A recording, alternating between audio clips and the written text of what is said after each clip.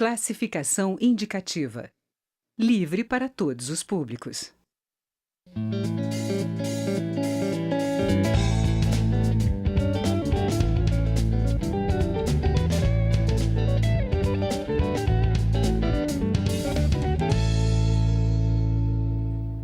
Olá! A Câmara dos Deputados analisa uma proposta que cria o serviço para atender a pessoa com deficiência severa ou doença rara. O serviço disponibilizará um cuidador em tempo integral para garantir a autonomia e a independência das pessoas com grande restrição de movimentos. Nesta edição do Palavra Aberta, eu converso com a autora do projeto. É a deputada Mara Gabrilli, do PSDB de São Paulo. Palavra Aberta tem uma produção conjunta da TV e da Rádio Câmara. Bom, deputado, o projeto já foi aprovado aqui numa comissão, né? Então, eu gostaria que a senhora falasse para a gente o que exatamente ele prevê, como é que seria uma contratação, esse cuidador, como é que seria esse atendimento?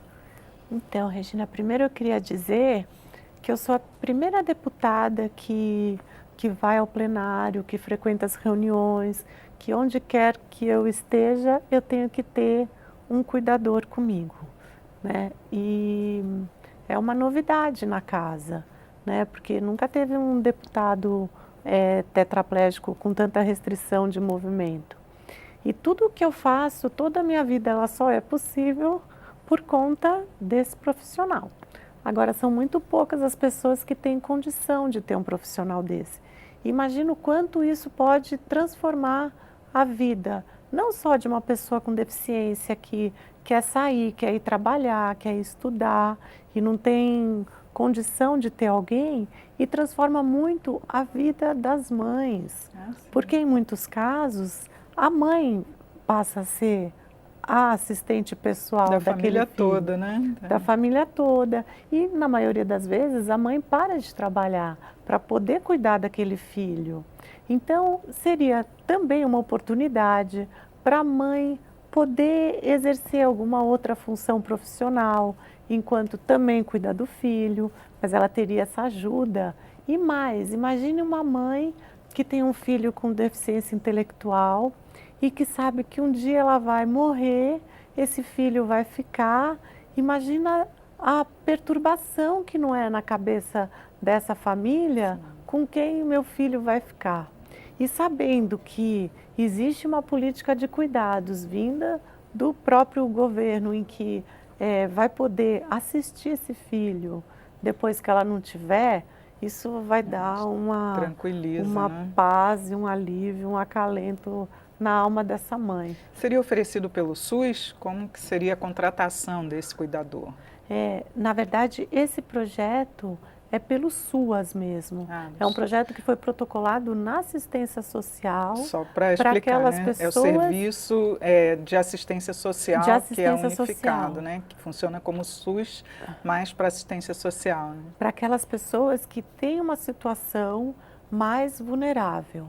Sim. E como não só essas pessoas têm essa necessidade, mas mesmo aqueles que são contribuintes, que não vivem numa situação tão vulnerável, a gente também tem um projeto de lei que está tramitando, que cria o auxílio cuidador, que seria uma ajuda para aquela família contratar ou um familiar ou um profissional para cuidar dessa pessoa, mas esse especificamente é da assistência social para quem tem uma doença rara, vive numa situação mais extrema de vulnerabilidade e que não tem realmente condição de pagar esse profissional.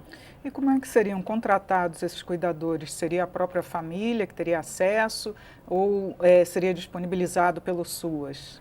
Então, seria disponibilizado. Isso é interessante porque, primeiro, a gente vai ter que regulamentar a profissão, Sim. que ela ainda não existe como profissão regulamentada. Até os idosos têm muitas dificuldades de contratar cuidadores para idosos. Eu acredito que para as pessoas com deficiência de mobilidade, então, tem que ser realmente alguém bem mais especializado, não é? Especializado e assim, a assistência social vai ter que treinar essas pessoas. Então, é uma oportunidade de trabalho para muita gente que com certeza tem essa vocação, sabe, para se dedicar ao outro. E poder treinar, capacitar, qualificar esses profissionais, né? E depois poder fornecer o profissional para aquela família que tem alguém com doença rara ou uma deficiência severa, poder ter esse serviço de cuidado. A proposta inclui também o uso de tecnologias assistivas, porque nesse caso essas pessoas têm muito mais necessidade de usar. A senhora, por exemplo, tem condições de se manter com um equipamento, né, que te dá mais mobilidade, mas a maioria das pessoas mais carentes não tem condições, né? Essa proposta também inclui? Então, não exatamente essa, né? Mas, por exemplo, essa cadeira é uma tecnologia assistiva, né? Agora, mais importante que a cadeira são as minhas assistentes pessoais, que me permitem, né, exercer cidadania, trabalhar, estudar e ter uma vida normal praticamente. Agora, a cadeira de rodas, ela já é obrigação do SUS. Então, assim, muita gente não sabe que tem o direito a essa tecnologia, né? Muitas vezes uma perna mecânica ou um aparelho auditivo, isso tudo já é responsabilidade do SUS fornecer essas tecnologias assistivas. E a gente também tem linhas de crédito para aquelas pessoas que querem comprar uma tecnologia assistiva, não sei, colocar uma plataforma em casa ou comprar um leitor de tela para um deficiente visual, né? Existem essas linhas de crédito, essas não, é uma só. É uma linha de crédito que chama crédito acessibilidade, que ele pode financiar com juros baixíssimos e comprar isso em várias vezes, né? E a gente ainda tem aquelas que são fornecidas pelo SUS, né? Que não são sofisticadas, mas hoje o SUS distribui também cadeira de rodas motorizada. Agora, deputada, pelo outro lado, já que é um serviço que vai ser oferecido pelo governo, nós estamos em época de ajuste fiscal, a senhora acha que tem condições do governo assumir mais esse encargo, porque seriam mais contratações? Olha, Regina, algumas coisas no decorrer do tempo elas acabam barateando para o governo. Porque pensa que essa mãe que fica ali 24 horas por dia trabalhando e cuidando desse filho, ela vai poder ser uma contribuinte, né? E também, por outro lado, é muito mais saúde, muito mais exercício de cidadania para aquela pessoa com deficiência que está sendo assistida. É o que eu te falei, eu não poderia ser uma contribuinte se eu não tivesse esse serviço. Então, somos duas pessoas trabalhando e contribuindo pelo Brasil. E eu acho que, assim, é uma porta de entrada para acabar, muitas vezes, com a estagnação de uma família. Porque, assim, é um profissional que chega com vontade de trabalhar, com vontade de cuidar e com conhecimentos que podem ajudar a família de uma forma geral. Então, eu acredito que fazendo as contas e colocando no papel, vai ficar mais barato para o governo, porque é mais qualidade de vida para a família inteira.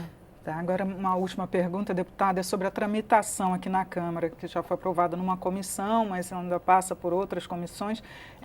Quais as chances do projeto vir a ser aprovado ainda neste ano?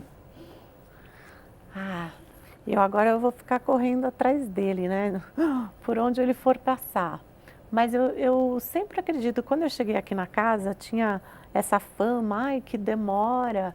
Mas eu descobri que não demora tanto, não. Se você se dedica e vai atrás do deputado que é relator em determinada comissão, por favor, relate o projeto. E ele já demorou, o relator demorou muito tempo. E aí, quando eu fiquei no pé do relator, vamos colocar o projeto adiante, aí o projeto foi.